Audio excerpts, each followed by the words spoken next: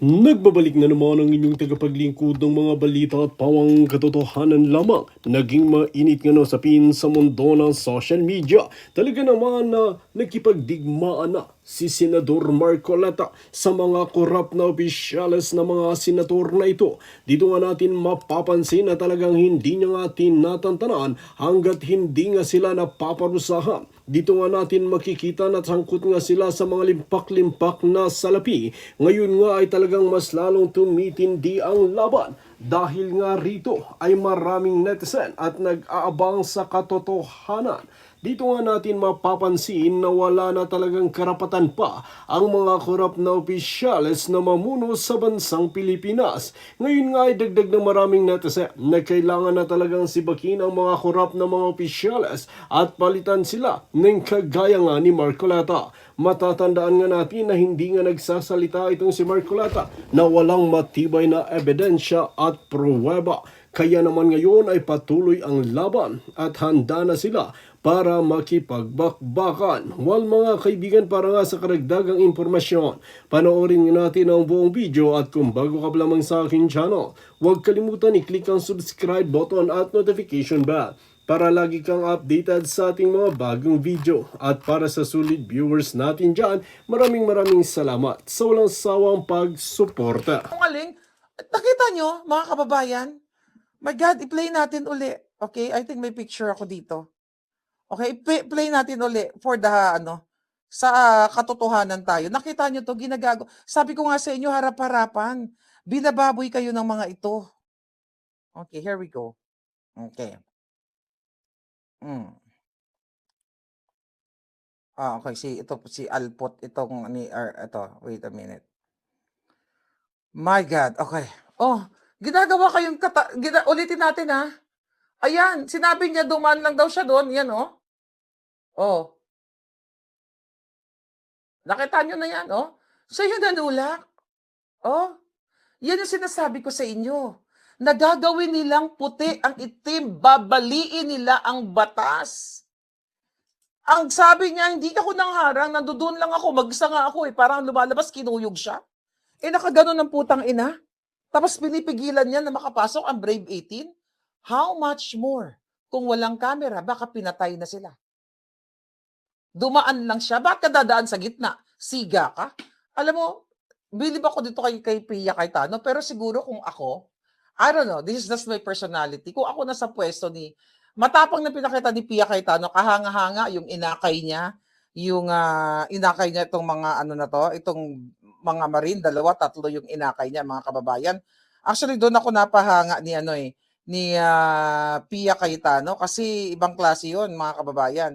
Yung kanyang ginawa na pag-akay, na parang, andito na kayo, dito mo mararamdaman na yung innate sa kanya.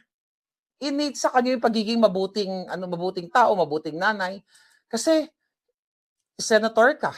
Hindi mo kailangan tong Brave 18 na ito. You don't know this person. Na parang you're very accommodating, nayayakapin mo, tapos lumusot pa kayo, ganyan-ganyan. Kasi kinukuyog tayo ni John Vic. Doon ako bumilib kay Pia Cayetano. Sabi ko, I love this lady. Anyway, mga kababayan, more than loving Pia, na ipinakita niyang tapang, kung ako noon, sa ginawa ni John Vic, baka siniko kung putang ina niya, poking ina mo. Diba? Diba? Sisukuhin ko talaga yon. Ay, hindi kasi pwede sa akin yung ganyan eh. Diba? Kailangan ko i-depensa yung sarili mo kasi ano na yun eh, threat na yun ang buhay mo eh. Pwede mo na lang depensahan sa korte yun eh. Pwede mo i-depensa. Any lawyers here? Kasi kung ako noon, dinamba mo ako, hindi ko alam, baka sakalin mo ako o whatever gagawin mo sa akin, gaganunin kita or whatever kung ano man ang, magawa ko sa'yo. Nakita nyo? Di ba? Nakita nyo ang kababuyan ng mga hayop na ito? So ganito kawalang hiya, mga kababayan, ganito kawalang hiya itong bangag administration na ito. Na talagang, teka, okay. Talagang hindi tayo, hindi tatantanan, okay. Hindi tayo tatantanan nito. So, I hope, ang tagal ko na sinasabi, sana naman ang mga military, ang mga police, which is, hindi natin sila nakikita ngayon, manindigan sila sa tama. Hindi ito, tama naman si Cayetano, hindi ito about sa kanya, hindi about kung kanino man. This is about sa kung may batas ba bang sinusunod sa Pilipinas. Right? Yeah, we have to love Pia Cayetano. Alam mo, sabi ko, hindi ko talaga yun sinusunod. Nakikita ko lang sa Pia. Kasi nga, because nung ako'y Marcos supporter pa, di ba? Nadamay na siya, magkapatid sila ni Alan. Pero sa totoo lang, nung high school ako, pinapanood ko ang Kompanyero. Yung tatay nila, yun yung gusto ko dati. Okay, nung nabubuhay pa.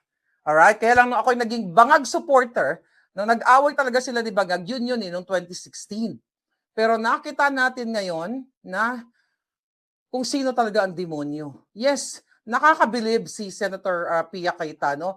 Doon ako natuwa sa kanya nung, let's go, yung inakbayan niya. Parang halina kayo. Hinila, makita niyo sa video, parang ginaganon pa niya yung kamay niya eh. Hindi lang dalawa yung hawak niya, tatlo. Sabi ko, kasi innate yun eh. You cannot fake your emotion, tandaan ninyo. Some can do that, na i-fake nila, pero yung ganon na under pressure ka eh. Lalabas kasi ang tunay mong kulay eh. Lalabas yung tunay mong nararamdaman. Pwede kasi siya, ba yun? Mga lalaki pa yun. Right? Mga lalaki pa yun. Teka, sino ba ito? Sino ba? Ganyan. Although kahit sila ay marine, malay ko ba kung ano to? Actually, hindi niya alam. Baka mamaya, pwede magpanggap lang, saktan pala siya or something. Katulad ni John Vic Remulla. Pero harap-harapan, mga kababayan. Okay? Harap-harapan ang pangbababoy sa gobyerno ninyo. Ngayon, nag-statement sila. Tapos ganyan eto nga eh. Itong mga putang ina, hindi ko naman nila lahat ng mga, hindi pala lahat, mga jutang ginimes na mga pare, katulad ng Flavi na sinasabi ng isa sa mga marine na nakatanggap dun sa number 33 Clemente na yon. Tapos ipinasinungalingan nila. Natural. That's normal reaction ng mga magnanakaw. Kailan ba aamin ang mga akyat bahay gang? Kung mismo nga pumatay na ng tao, nagsisinungaling pa. Nakanood naman kayo ng mga crime, di ba? Ng mga crime scene. Obvious pa na gumurgor na ng tao, nagsisinungaling pa. Kasi ilalaban nila sa batas kung paano nila matitwist. Kasi hindi ka naman kaagad i-judge eh, na i-convict ka. Kasi kung lalabanan mo sa korte, doon kayo maglalabanan. Ito yung ginagawa nila ngayon. Nasa papailan nila ng kaso itong mga 18 Marines. Then, mga palangga, ayaw nila sumunod doon sa legitimate na majority senators, sa legitimate blue ribbon, kasi gusto nila mag-conduct sila ng sarili nila. Why? Kasi pinangalanan sila eh. So, i-deny nila yung sarili nila. Ba't sila haharap doon? Harap-harapan, kasabwat itong si Erich Sylvester na nakatanggap na ng mga maleta, nag-deliver pa ng mga babae. Right? So, ito ang malupit na katotohanan na nangyayari ngayon sa atin. Kasi, yeah. Ngayon, ito pa. Ang sinasabi pa ng, alright. Ano sinasabi?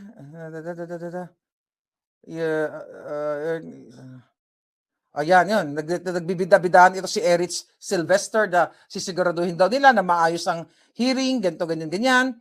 Then, ang sabi ni De Lima, ayan, kakasuhan niya yung, kakasuhan nila. Lahat yun mga gumraduate kanina, okay? Kakasuhan nila ang mga testigo, mga kababayan. Kakasuhan nila kahit harap-harapan na, right? Kahit harap-harapan na ang kanilang kasinungalingan. Papakita ko lang. Ito pala yun, no? Okay, wait a minute. Ayan, ito. Tuwang-tuwa ako dito, mga kababayan. Ayan, no? Ayan, no? Nakita nyo yan? Kahanga-hanga din talaga siya. So, I love that one. Then, yes. Ito pa. May papakita pa ulit ito sa inyo. Recap lang. Okay. So, actually, nag 5 million na ha, yung paghubad-hubad ni paghubad-hubad ni, paghubad-hubad. Ang laklak ng alak ni who's that, yung isang tulpok-pok. Okay? Si Raf. Alright? So, napanood nyo na ba yung interview namin with Kiko Barzaga, mga... Okay? Hindi yan. Okay, here we go. Oh, okay. So, ito pakita ko lang to uli sa inyo. Ito kasi mas maganda kumpara nung nakaraan. Okay, here we go. Okay, katulad dito, 2 million views na to ha, itong picture. Okay, itong picture ni Alindog, okay, 2 million views na yan. Ay, teka, wait. Okay. Okay, 'di ba? Kaya pinakita natin yan sa inyo kahapon. Okay, sabi ng mga bugo diyan, yung ano daw, yung picture ko daw hindi daw totoo, ganyan ganyan ayan oh. Ayan oh, yan yung yan nagpa-picture si is this Gumban? Basta yung ano na yan, Marina yan, nagpa-picture dito sa kawatan na ito, mula ninuno niya, lolo niya lahat-lahat magnanakaw tong putang inang ito, yan. So ayan pinakita ko sa inyo uli yan para mas maliwanag. Ayan, nakita niyo yung side. Okay? Yung side, di ba? Pakita natin uli yung haligi. Okay? Yan, yung haligi sa likod. Pinakita ko yan sa inyo, yung sahig, mga kababayan, kasi kinumpare natin yan sa picture ko. Ayan, bakit may nakalagay dyan? Ayan ang metadata ng phone, Lawag City. Alam niyo yan, nasa Paway yan. Paway, Ilocos Norte. Ayan, my time. Ayan, bahay ni Bangag. Hindi ko tinanggal yung tao para, ewan ko kung sino yan. So nakita mo yung pilo, sabi ng mga tanga, ano yun? Yung hindi naglaban ng pilo, sabi ng mga tanga. Hindi ang ibig sabihin noon na nasabi ko, tignan nyo yung pilo, you notice that kako, yung pilo, mga pillows, true pillows actually, ayan, hindi ibig sabihin yan yung pillows nung 2017 is the same pillows nung 2022 dito sa picture, is it, yeah, I mean, not, yeah, dito sa picture na ito. Ayan oh, yung pillow sa loob. Hindi nga visible kung anong kulay ng pillow. Ang nilalatag nating foundation diyan at katotohanan na the same design ng bahay. Alright? O ayan oh, yan. O di ba payat pa ni Palangga diyan oh.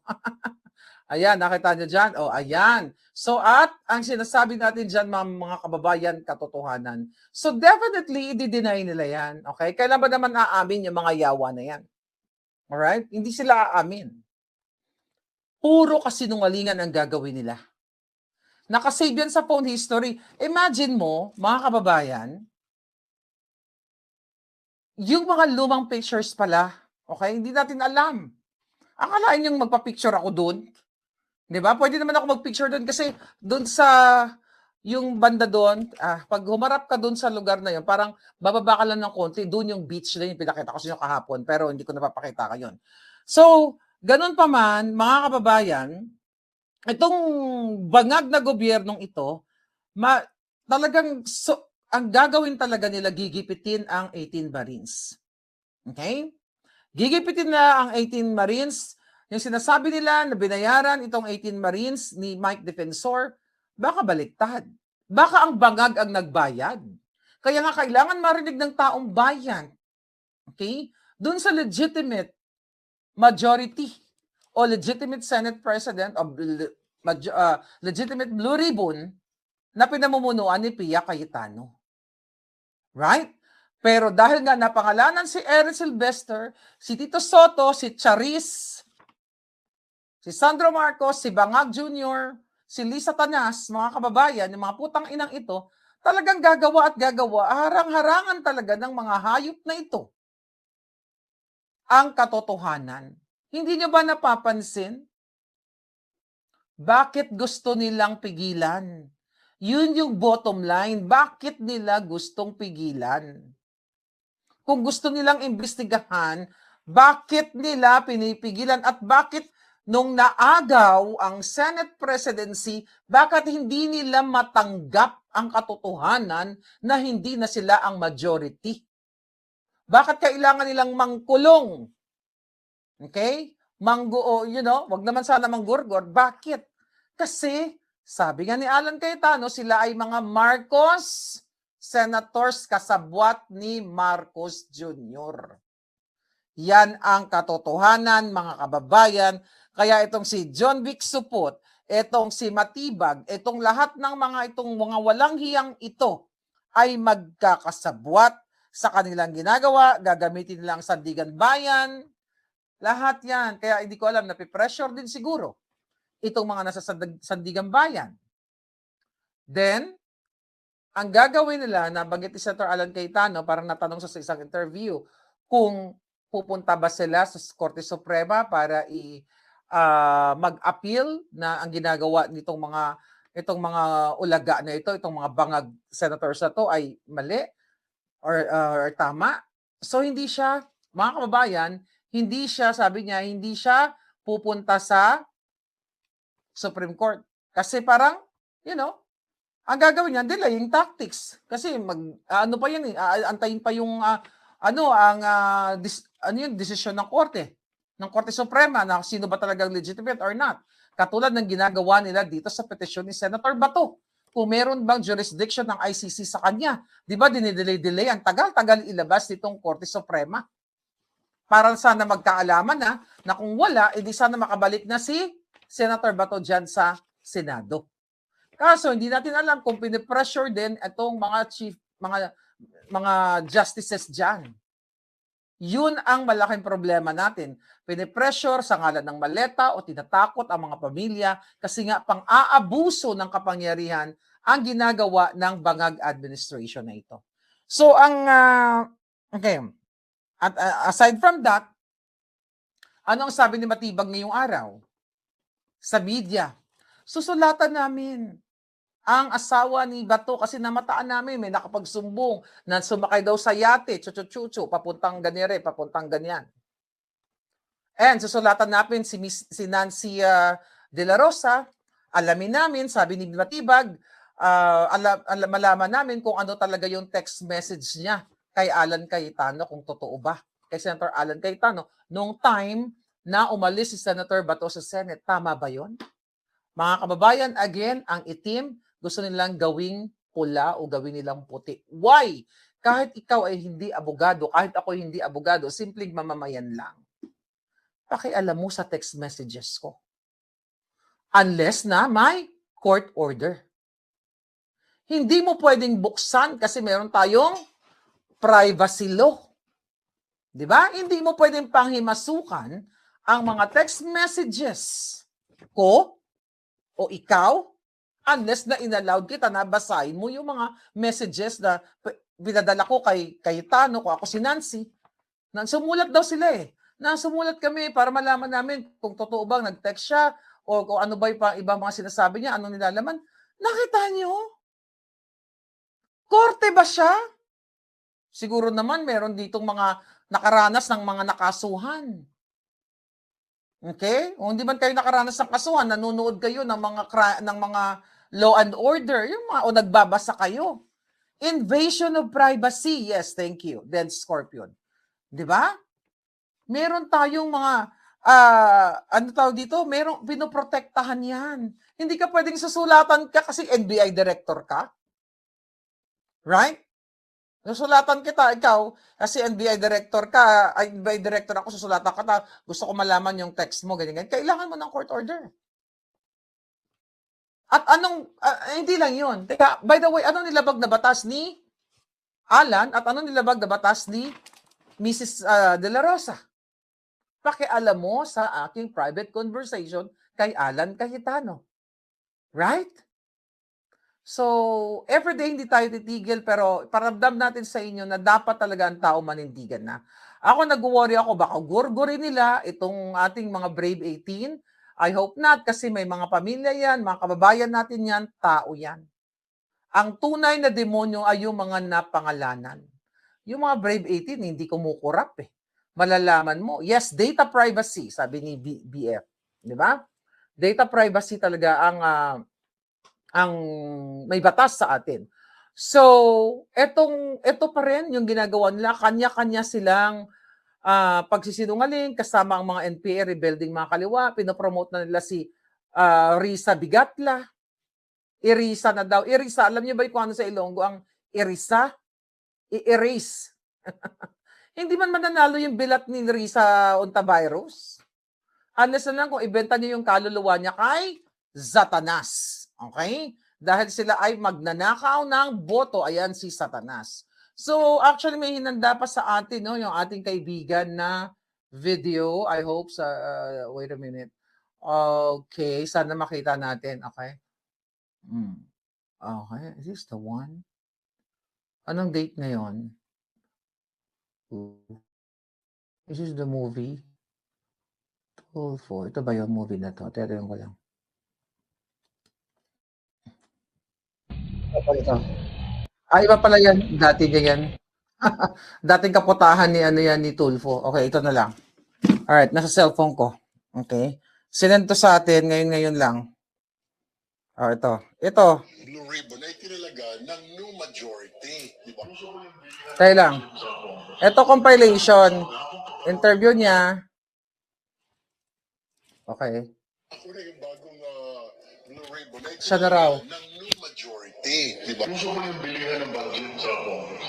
Kaya kung minsan paghapon, papanoodin mo sa TV, paikot-ikot po mga kasama namin sa Congress. Yun pala, lalapitan yung isa, may budget ko ba natitira dyan? Akin na lang. Alam mo. Para na sususpas na. Yun po pagkakaalam ko. Wow, alam. In one of his interviews mentioned that you were in the Senate premises on August 19. Tama po ba? I was there, Your Honor. You were Ay, there. ganito Yes po, Your Ano Honor. po ginagawa niyo dito? I was invited to do an ocular of the supposed project po na dapat gagawin ko po sa office ng isa pong senator. I would suggest that Ms. Jose or Mrs. Jose should identify kung kaninong office siya nagpunta. Okay, Senator Erwin Tulfo po. O, di ba? Dr. Tulfo. Ako po, magandang umaga po yun. Ako po yung Explain to later. involved doon kay Senator Erwin Tulfo. Sir, pangalan tapos pakikwento na lang yung circumstance. Ako po sir si Bernard Gumban. Bali po, nakapag-deliver po ako doon kay Senator Erwin Tulfo ng 2 bisis. Yung una po, 2 maleta, tapos yung pangalawa po, 6. Tapos yung pangalawang beses po, Your Honor, 6 na malita na po. 6 na gano'ng kalaki. Halo-halo po. Halo-halo na. Opo, Your Honor. Your Honor. Even assuming small lahat, kung 6 sa 25, at least 150. No, at least. Oo. Saan ng first at saan yung second delivery? Dito sa may bahay niya po, Your Honor, dito sa Green Hills. Green Hills. Paano nyo alam na bahay niya yun? Tinanong ko po si Mark Tiksay. Sabi ko, Boss Mark, kaninong bahay po ba yun? Sabi niya kay Senator Erwin. Your Honor, unang dumating po yung VIP. Sino po yung VIP? Si Senator Erwin Tulfo, Your Honor. Tapos po, maya-maya dumating din po yung 2 babae. Nandiyan na, dumating na sa lobby yung babae. I-guide niya na. Ganun lang po yung experience ko po. Okay. So, mga kababayan, yung video na to, Ako na yung okay, alam na alam ni Erwin Tulfo ang laro pagdating sa mga projects. Yung babaeng ipinakita, okay, yun ay kontraktor na dawit sa flood control. Alright? Na sinasabi niya na bumisita siya sa opisina ni Erwin Tulfo. Diba? Si Lacson mismo nagtanong. The reason why tinigil nila ang investigation nung panahon ni Nino, panahon ni Bulaga, okay, ni Tito Soto at panahon ni Lacson.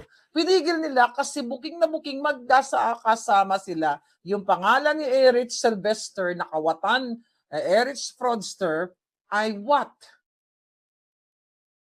Ano? Kasama. Yun ang katotohanan, mga kababayan, alright, sa pangyayari sa ating sitwasyon sa ating bayan ngayon. Okay, so yung mga update, si Jingo Estrada ay magpa-file ng hospital arrest kasi si Bonoan nag-file din ng hospital arrest. Alright? So, ako naniniwala ako na si Bonoan, okay? Na si Bonoan dahil siya ang ng DPWH eh. Siya ang secretary. So siya talaga, mga kababayan, okay, ang nakakaalam kung sino nag-utos sa kanya para magnakaw at hindi pa siya nakakapagsalita dito sa dito sa Blue Ribbon. Okay? Kasi dapat nakapagsalita siya noong nakaraan, pero hindi niya lubos na pinangalanan ang lahat ng sangkot at sabihin na si Bangag talaga at si Lisa Tanas. Ito yung mangyayari sa inyo. Okay? Sa mga demonyong mga kawatan na it's either makulong kayo later on o mahuli kayo o mamatay kayo sa sakit. Kasi talaga naman kapag nasa ganyan ka, ang issue mo pag nanakaw sa kaba ng bayan, manghihina ka talaga. Okay? Ulit, hindi ko sinabing si Jinggoy ay inosente. Kung siya ay mapatunayan, silang dalawa, pero ako si Bunuan, mapatunayan din sila, dapat sila talaga makulong, dapat nga bitayin.